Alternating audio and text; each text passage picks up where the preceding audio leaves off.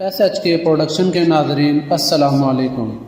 ناظرین، آج میں آپ کو ترکی کے سلطان سلیمان القانونی کی زندگی کا ایک سبق آموز واقعہ سنانے والا ہوں۔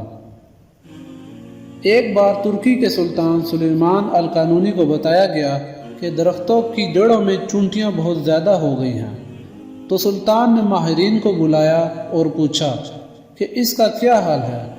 ماہرین نے بتایا کہ فلاں تیل اگر درختوں کی جڑوں پر چھڑک دیا جائے تو چونٹیاں ختم ہو جائیں گی، مگر سلطان کی عادت تھی کہ کوئی بھی کام کرنے سے پہلے اس کے بارے میں شرعی حکم معلوم کرتے تھے۔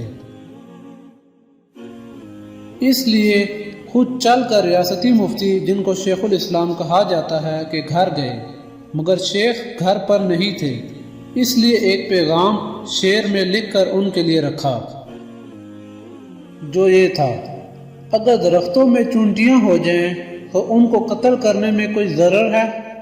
جب شیخ آیا اور پیغام دیکھا تو جواب میں یہ لکھا: اگر انصاف کا ترازو قائم ہو تو چونٹیاں صرف اپنا حق لیتی ہیں۔ شیخ نے اشارہ دیا کہ زیادہ اہم کیا ہے۔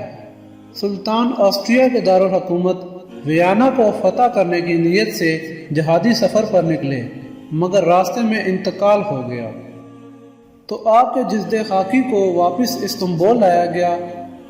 آپ کی تجہیز و تکفین کے دوران آپ کو وصیت نامہ ملا، جس میں لکھا تھا کہ میرا صندوق بھی میرے ساتھ دفن کرو۔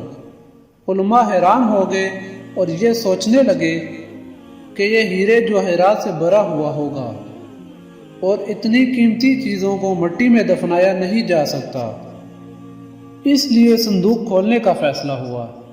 صندوق کھول دیا گیا تو یہ دیکھ کر لوگ حیران ہو گئے کہ اس میں وہ تمام فتوے تھے جو علماء سے لینے کے بعد سلطان نے اقدامات کیے تھے، اور ساتھ دفنانے کا مقصد یہ تھا کہ اللہ کو ثبوت پیش کروں گا کہ میں نے کوئی بھی حکومتی فیصلہ اسلام کے خلاف نہیں کیا، بلکہ علماء سے باقاعدہ فتویٰ لے کر کیا۔ یہ دیکھ کر شیخ الاسلام ابو سعود، جو کہ ریاستی مفتی تھے، رونے لگے اور کہا: سلطان، تم نے تو اپنے آپ کو بچا لیا، ہمیں کون بچائے گا؟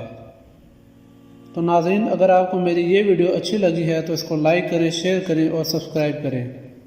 ملتے ہیں نیکسٹ ویڈیو میں۔ اللہ حافظ۔